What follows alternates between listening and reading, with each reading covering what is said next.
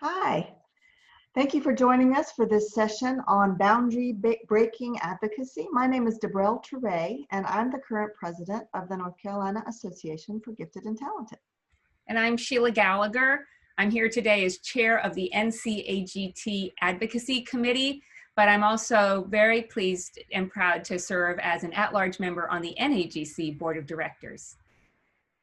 So today we are looking forward to sharing with you a little bit about an advocacy event that our association hosted this past year, how it differed from other advocacy events that we had organized, and what we learned from the experience and what has transpired since. So just to situate you, NCAGT is an association with 600 to 800 members approximately, and our board of directors consists of 18 board members, all of whom are volunteers, and we have an executive director that is a part-time paid position.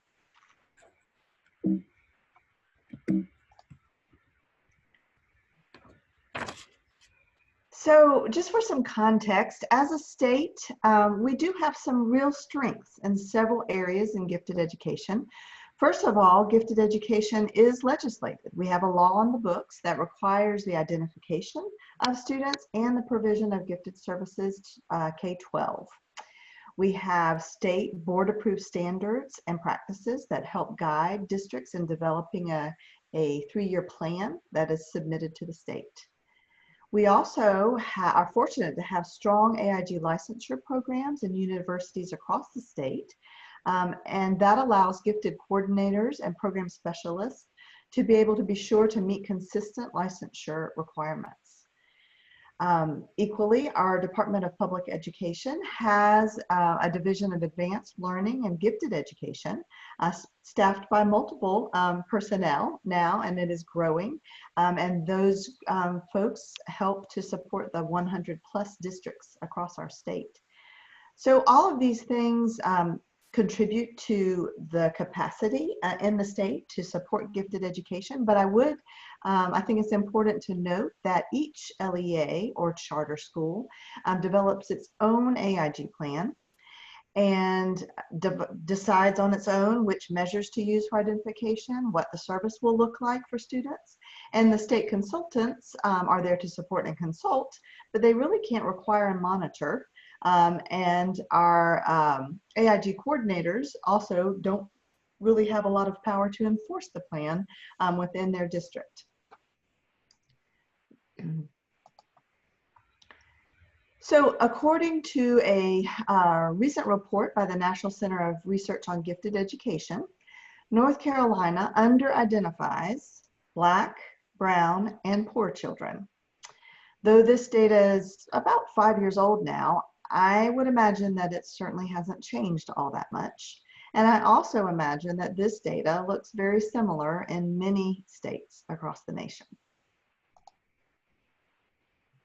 The same report also shows that Black, brown, and EL students, so English learner students, are less likely to be identified for gifted programming in North Carolina, even with identical achievement on state tests, and even when you control for income.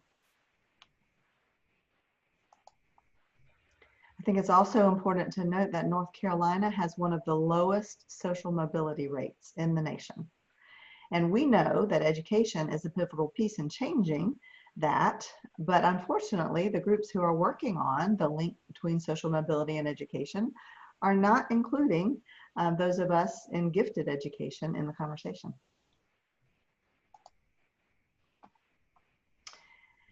And I think that we are all pretty familiar with the negative press and criticism of gifted education, particularly around this very issue. Gifted education seems to be blamed as the source of the issue, even to the point of calling for gifted programs to be dismantled, as unfortunately was recently the case in New York. So for advocates of gifted education, this negative press leaves us feeling on the defensive and very protective of what we have. Last fall, shortly before our advocacy conference, our State Department produced a 6-point call to action. And it was a very powerful and reflective plan, and it aligned closely with the discussions that we were having in our organization about this advocacy conference that we were planning.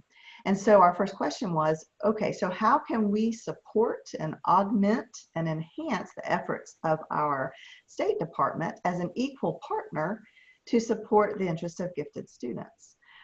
We've had several advocacy conferences, but we really wanted to think about how we would shape this upcoming conference around this particular topic.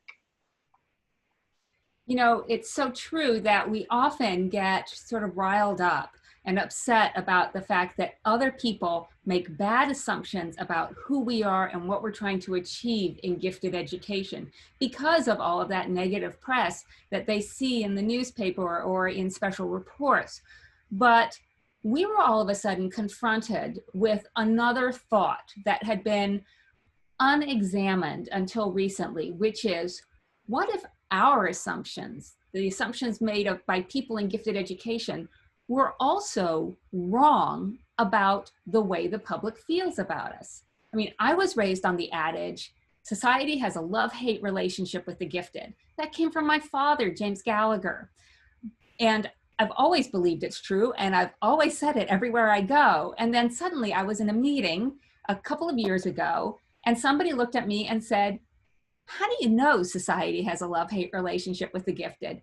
And it kind of brought me up short. That, along with a couple of other coinciding events, led us to question, what if our assumptions about the way the public feels about gifted education are inadequate? And that led to a public opinion survey called Americans Agree, where we did a national random sample of 1,400 individuals, including oversamples of parents, Hispanics, and Blacks.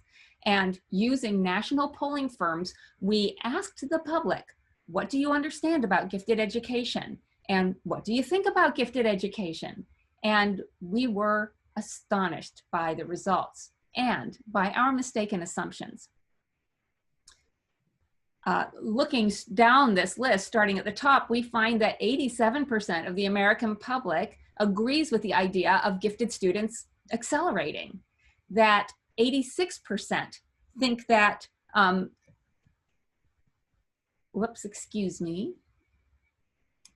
thinks that that teachers who work with gifted students should receive training. And to the point today, 86% of the public responded that it was important to provide funding in underserved areas for gifted programs. Far from a love-hate relationship, this seems to be a relationship where people wanted more of something they did not have. That shows up even more if you look at the statistics according to income and race, where 92% of upper income Hispanic and Black respondents supported the idea of gifted programs in underserved communities. 87 and 85% of the lower income participants in those groups supported it. And even 88 and 84% of the white participants. Everybody supports the idea of gifted programs in underserved communities. This is a sweet spot for us. So, with this new understanding in mind, the idea that we don't necessarily have to be defensive and grasping on to what we have, but maybe we could open our hands, open our arms, and welcome all the other people in who might be interested in being our partners. That led us to a perspective that drove our actions differently. You know, another thing that my father always said was, to make a difference, you have to be in the room and at the table. And that's what we decided we needed to do for our advocacy conference this year. Instead of having the usual suspects come and gather around the table and talk to each other about things we already knew, we decided we needed to have a table where we brought strangers in, maybe even brought people we would think might be critics in to listen to our story and try to gain their support. And then we looked around and we realized, well, we need to build the table for this because we don't have this table. So sometimes you have to build the table too.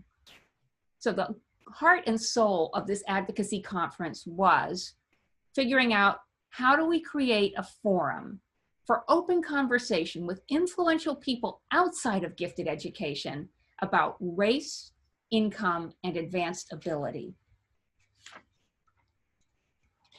So the planning process really took us outside of our comfort zone. As Sheila was mentioning, we're so used to preaching to the choir. We're good at providing fuel and thoughts to support our existing thought partners. But this was different. This was about bringing the outside in. This was about inviting the known critics and the potential critics to this table, and we were really unsure of the reception. And so we planned a drive-in advocacy conference with a very targeted focus, and we called it Talent Delayed, Talent Denied 2, Transforming Education for North Carolina's Low-Income and Minority Gifted Students. So our focus was very purposeful and intentional. And we had wonderful partners to assist us in the work. Obviously, our association, Duke Tip, was very influential, provided some artwork and some financial assistance. The Duke Program in Education offered us the venue and some personnel assistance. We had some financial assistance from the Z. Smith Reynolds Foundation and the AMBAR Memorial Fund. And Debrell won't mention this, but I will. The AMBAR is a former president of NCAGT, and she's Debrell's mother. So Debrell is also following in her parents' footsteps. And we are so, so glad. We had a model for the conference to build upon. In the 1970s, my dad planned a conference called Talent Delayed, Talent Denied, which is why ours is Talent Delayed, Talent Denied 2. And at this conference, he invited, among other people, Alexandria Baldwin, one of the great forerunners in race and equity in gifted education. But he also invited people from Job Corps and from public TV and from the Intel Science Search and from medical schools and teachers and students to have an interdisciplinary conversation about the culturally different gifted child. His conference was a national conference, and it was a policy conference. Our conference was a regional conference, and it was a conference in order to spur action. So one of the first and most important questions we had to address was, how do we get a group of strangers in the door in order to attend this conference? Well, we came up with a set of guidelines to set the parameters around the day. We decided that it had to stay small so that we had an opportunity for intimate conversation with new partners and hopefully new friends. So we kept it at 100 participants. We decided that it had to be free, which had an impact on the day we held the conference, because we got the rooms at Duke for free on Saturday. And it also affected the way we scheduled and the way we planned things. We decided it had to be one day. We weren't sure that people would come the first time for an overnight with a hotel room. So in and out, which meant we had to get a lot accomplished in a very short time. And then most importantly for us, we decided that we needed to be outnumbered at this conference, that the people in gifted education had to be fewer in number than the people outside of gifted education who were talking to us. Now, for us in North Carolina, where we have a wealth of resources in terms of people qualified as national experts in gifted education, that was a really hard decision, because there were people who could have come and legitimately talked all day with great knowledge about the situation of race, income, and gifted education. And we decided that we were going to instead decide not to invite those people, hope they understand, thinking that if we were successful at this first meeting, we would be able to hold other larger conferences and conversations later on down the road. Here, what we really wanted to do was to have people come in, feel welcome, and feel heard. So we felt strongly that any interaction, any email, any word of mouth was a form of advocacy. So we were getting the association's name out there. We were highlighting and acknowledging the issue. It was sort of like throwing spaghetti against the wall to see what would stick. So we kept sending out invitations and following crumbs until we had filled our spots. And we just really had to trust that the people who were supposed to be there would be there in the room with us. So some of the groups that we were able to attract included an HBCU, a representative from the NAACP, an early childhood organization, 3 different organizations supporting first-generation students of color, and the press. For example, Profound Gentlemen is an organization that promotes and supports Black male teachers. So we had a variety of folks show up at our table. Once we had the sense that people actually were going to come to this event, we knew we had to have a program. And again, we came up with a very carefully decided, intentional set of guidelines for how we put the program for the day together. The first thing we decided was that because we had a lot of expertise, because we have lots of different points of view, and we didn't want to confuse these strangers, we decided that no one in state would get the stage. Nobody from North Carolina really spoke for more than 15 minutes the whole day. Instead, we brought outside experts in gifted education to come and shepherd us through the event and to provide key moments of information during the day. We decided that we needed to acknowledge upfront, color is in the room. And so the person we brought in from out of state to be our mentor through the day was someone of color and someone with the lived experience of dealing with being gifted as a person of color growing up. We needed to have equal time on the program for voices inside and outside of the field. We didn't just want to be talking at people. So we really wanted to make sure that we spent as much time listening as we did speaking. We wanted to create a program that addressed the whole problem, not just focus on identification, but look at what happens leading up to identification. What happens after identification? What happens to the child around the world of school that impacts identification and access to services? And then really most importantly, we wanted to focus on the system that is broken for these kids and not treat these kids as though they were the problem and they needed fixing.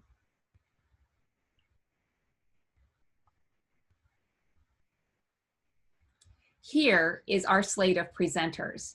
And I can't tell you what an exciting, dynamic group of people they were. We had 3 people who, from gifted education outside of our state, again, who played pivotal roles for us. Joy Lawson Davis was our shepherd for the day. She came and opened the sessions and she provided a keynote speech. Sally Crisell, who was just beginning her past presidency of NAGC, came in and did just about anything we asked, really. She was so very helpful in terms of sitting on panels, giving a welcome from NAGC, and just being her wonderful, accessible self. And then Del Sigley, who we invited to come down and present the national research data. Well, he couldn't because it was his son's birthday, but he said, but I'll do it by Zoom. And so that's what he did. And he gave a wonderful half-hour presentation by satellite, which we didn't think people would respond to well, but they loved it. We'll talk more about that. So those were our 3 national experts. And then these folks in yellow, these were sort of our new friends. These were the people that we had invited, but we did not know well. We felt that they had a similar mission, and they certainly had an important perspective to offer that might enhance and expand the conversation. So we just hoped that they would be hooked and that they would want to become advocates around this issue in their spheres of influence. So just to briefly give an overview of the day, some of the things of the event itself, and then we'll talk a little bit about some of the things that it sparked for future opportunities. So our first 2 speakers really sealed the deal, we think. Joy Lawson Davis started the day with a real powerful testimonial, which was essential in creating the right tone. She spoke as an expert in gifted education.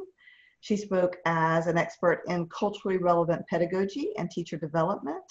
She also spoke as a successful Black woman who knows that we have a lot of work left to do. And you could sense this shift in the room, sort of a coming on board of all those present. And then we followed that by Del Siegley, who shared some of the data from the National Center for Research on Gifted Education report that we referenced earlier in this presentation. And the non-educators in the room were stunned.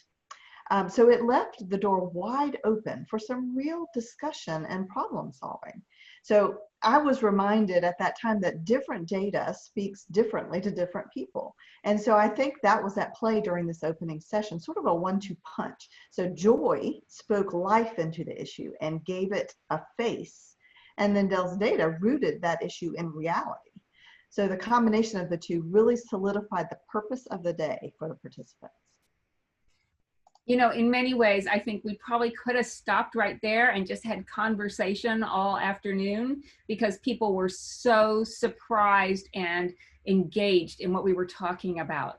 But then that would have just been gifted education talking to the outsiders. We really needed to hear what they had to say, their perspective on the problem. And so we also had already established 2 sets of panels during the day. Again, as we set up these panels, we were very intentional about how we structured it. We made sure that there was somebody from outside of gifted education on each panel. And we made sure that there was a person of color on each panel, so that that perspective was always present and always addressed in the room. The topics for the panels, as I suggested earlier, were far-flung. And trying to quickly address the entire issue so that people got a sense of the scope of the problem before the end of the day.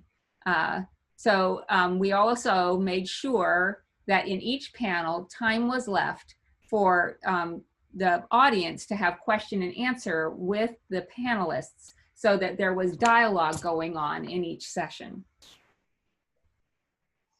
And then we had a student panel. And that was absolutely the highlight of the day.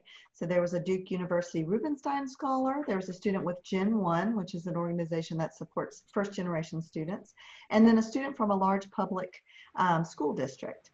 And so these folks were so candid and so articulate, and they had the audience erupting in applause and laughter. So it really was powerful, a powerful moment. So when the day ended, we were exhausted and happy, and we thought we had done a good job. But of course, you never know until you turn around and ask people how they felt about the event. So we sent out a survey to our impact group. And what you see here are the frequency of responses to the questions from not just the people, well, not at all from the people in gifted education, but rather from the members of the impact group, those outside of gifted education. And so you see that almost half of the impact group said that the information presented at the conference was new to them. So that only confirmed for us the worthiness of the topic. And 96% indicated that the event had spurred an interest in tackling the problem, so they were ready to move forward. 88% of them are now interested in advocating for low-income and gifted students of color. And that was basically one of the main goals of the day. We were astonished that every one of them, 100%, said that the conference increased their belief that all teachers need information on how to identify gifted low-income students and gifted students of color, all teachers. That 96% said that it increased their belief that all teachers need access to curriculum that challenges gifted students. And 92% believed that, increased their belief that North Carolina needs more teachers of color with add-on licensure in gifted education. That went beyond our wildest expectations. And in fact, while we were sort of scared that people would not want to come, that they'd never come into the door, or that they'd leave at lunch, when we asked them what they wanted, they said they wanted more. They wanted more time for interaction and conversation. They wanted more breakout sessions, more time together, more working groups to start coming up with solutions. So far from blowing us off or thinking that we were unimportant or elitist, they wanted more time with us. They had become our partners. The highlights of the day, well, of course, Joy. They loved her. She had them laughing. You could feel the energy in the room shift the minute we stopped introducing people and she stood up and started talking the real truth. It was amazing. Oh, this DeBrell said, the student panel was a huge success. The opportunity for conversation, the opportunity to make connections with other professionals, the data, which was, as DeBrell said, surprising to many of them, something that they sort of kind of knew, but now they really knew. The collaborative atmosphere, and for us, this really validated the way we intentionally set up the day. The variety, and being with, here's an interesting idea, like-minded professionals. They didn't think we were foreigners, they saw similarities. And so some of the takeaways from the perspective of the impact group, I took away a sense of community. And here we thought that we were going to get skewered by these folks. Understanding the experiences of children of color in gifted programs. That there's a lot of work to do. And most importantly, that we all play a pivotal role in making a change. So that was exciting. We felt like we were no longer alone in the fight. The data, always the data, blown away by the data.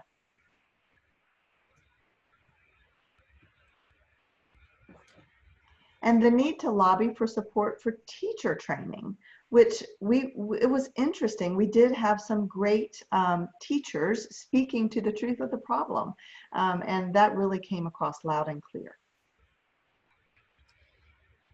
And that these students just simply aren't being identified appropriately and aren't receiving the services that they need. So a real empathy for what the students are experiencing or not experiencing and should. And then obviously the takeaway that we grasped onto was that we needed to keep going. We needed to continue to the work and really that this was just a first step and that others were going to be along for the ride. And so that was a powerful takeaway for us. And we got some good press out of the event. We had 2 media outlets with us that day. One is EdNC, it's sort of our state education media outlet. They sent a reporter.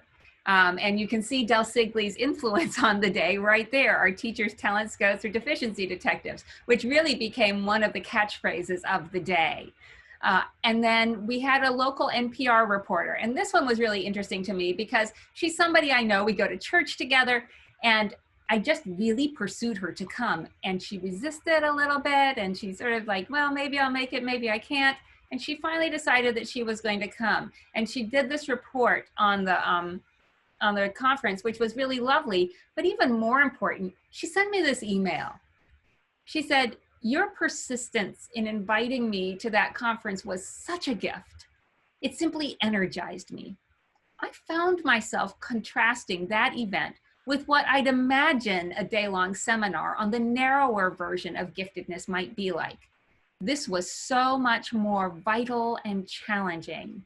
And I mean, not only did we find that very fulfilling, but it forced us to confront the notion and the reality that the public has a perception of us that we don't have, and that we really need to get control of the narrative again in order to show people who we really are, people outside of the field, breaking through the boundary in order to show ourselves off to our advantage. So if you were to think about replicating this, and we know several states are, and we hope you want to do the same, we do have a set of recommendations. First is avoid a Saturday. we thought it would be, well, at first it was the way we could hold it for free. And so we thought it might be convenient for some people. But at the same time, we were competing with a lot of soccer games, and there was a parade going downtown Durham on the same day. So I would say do it during the week. I also think that we failed to get legislators because they were hesitant to go to work on a Saturday, or go to be with us anyway. I would say charge a small fee. You know, we had some attrition, and I think that people value things more when they invest in them. So there's no harm in asking them to contribute a little to this cause. I would say plan a longer event, because people are going to want more once they understand what the issue is and our investment in solving the problem. Make sure you have a venue that's conducive to conversation. And again, so pivotal for us, recognize the lived experience and recognize the fact that color is in the room. So based on the responses of the participants, they told us this should not be a one and done.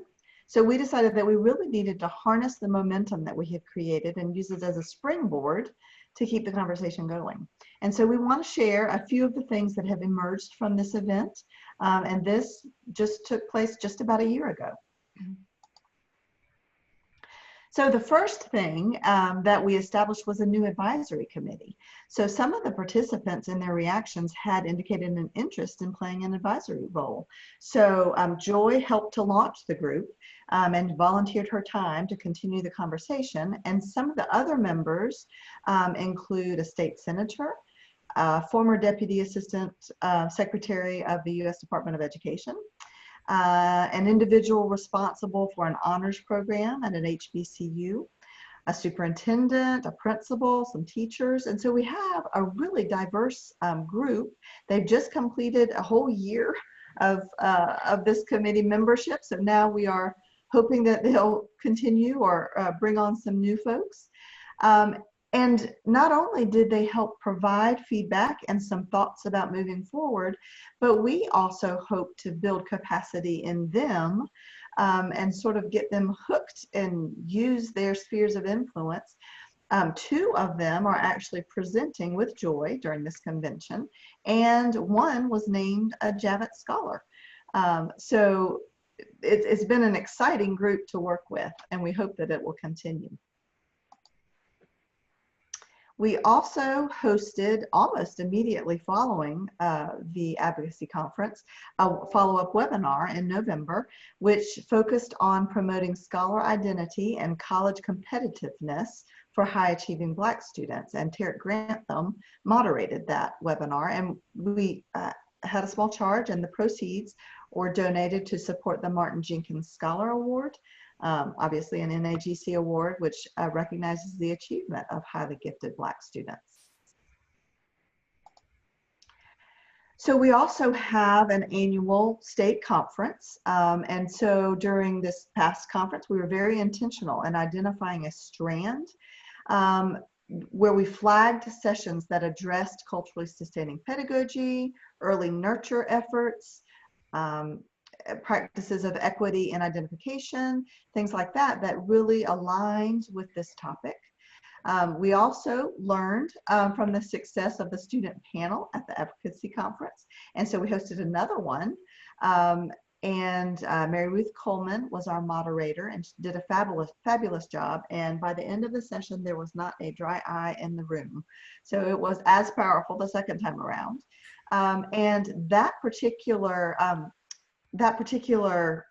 event, student panel, was covered in a recent issue of Parenting for High Potential, where 99% of the article is student voice. And so I encourage you to go look for it and read it.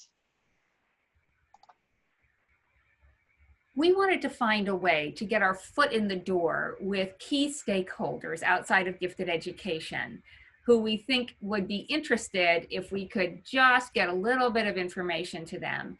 And so we're starting a series of videos, which we're calling 3 Minutes for 5 Facts, to provide an easy way for us to send something we think people will spend 3 minutes watching a short video targeted to specific audiences. Our beta video is targeted towards elementary school principals, but we think we can do them for an HBCU. We can do one for NAACP. We can do one for administrators. We can do one for high school principals, for curriculum developers, to have them get invested in the problem. And we're doing this very low budget, very much on our own computers, but again, just something quick and easy we can send out.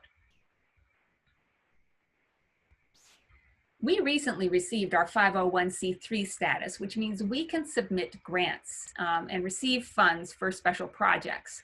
And so we have submitted our first grant along with this initiative. We're calling it Talent Unleashed. And the idea is that we have gathered together districts in North Carolina who are interested in addressing the systemic problem of under-identification and lack of access for children of color and children in poverty. And so what we've required is that districts bring teams to the table. So not only the AIG coordinator or the gifted education coordinator, but also a high-level member of the administration, also a principal, also a curriculum coordinator, so that everybody gets to hear about the problem and everybody gets to be a part of the solution. Now, we don't know whether we've gotten that grant yet. We know we've passed the first hurdle, and we'll actually hear later in this month of November. So we've got our fingers crossed, but we think we've got enough interest that if we don't get it this time, we're just going to keep trying. What was really interesting to us, though, was that the role of the advisory board was pivotal in soliciting interest among administrators in the state. Because we had 2 district administrators on our advisory panel, what we did is we said to them, go find the people who would be interested in this. And in the end, they actually gathered more interest than we could take in the first round of this grant. So there's interest out there in this topic. We just have to get the word out in the right way. But the other thing is, we wouldn't have had the advisory panel if we hadn't had the conference. So it's like dominoes falling, the impact that this is having for us. Our philosophy for the grant is that every school has a top 10%. Those top 10% need to be served.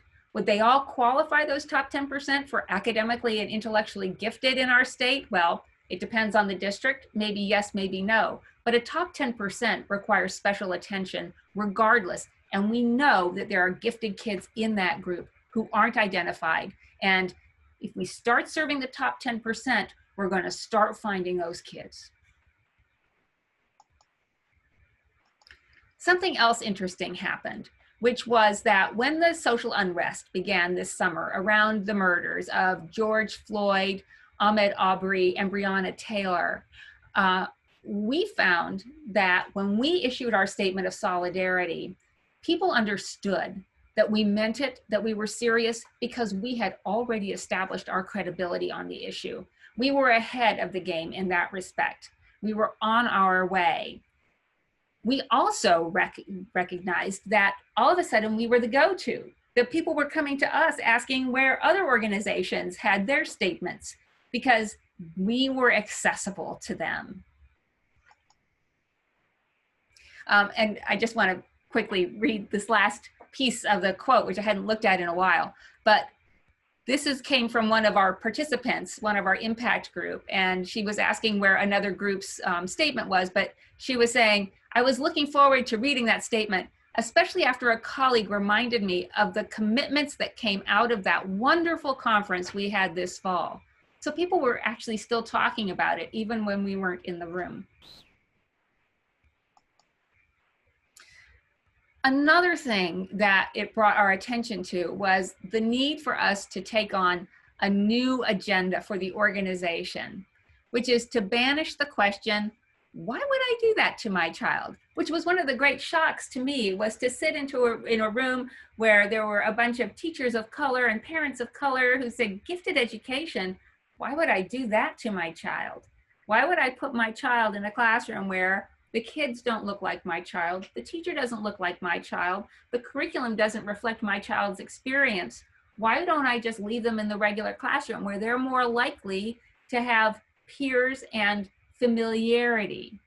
So it really has driven us to a new agenda around culturally responsive gifted education classrooms. And so this new agenda encouraged us to provide some professional learning for teachers. And so this summer we hosted some free online opportunities, some book clubs, some workshops that focused specifically on capturing and capitalizing on the potential of students from underserved populations. We were very purposeful in the invitations to presenters, just as we had been at the conference, to ensure that the diversity that we seek to support is present to lead the efforts. So those sessions filled up really quickly, thanks in part to our advocacy group that really promoted them. But we also noticed that more than half of the people who signed up for this professional learning were not necessarily members of NCAGT. So that's great. That was wonderful outreach that we were reaching out of our circle and touching some folks. So moving forward, we know that we will continue to face challenges. One of those is that we are really constantly fighting for this work to become embedded in the fiber of our organization. We don't want it to be person dependent. We don't want all of this work to go away once Sheila is no longer the advocacy chair.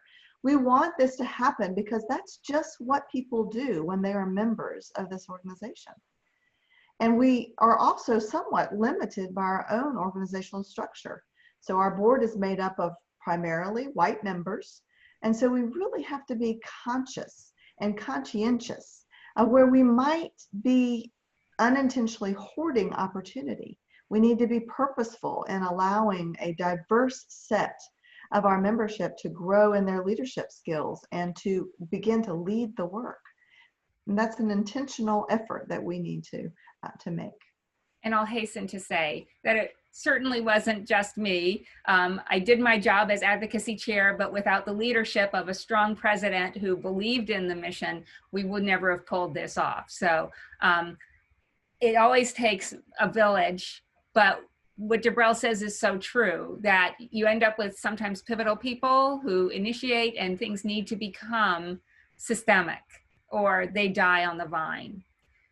What we really tried to do, and this goes to that point of making it systemic, is we've built ourselves a fire.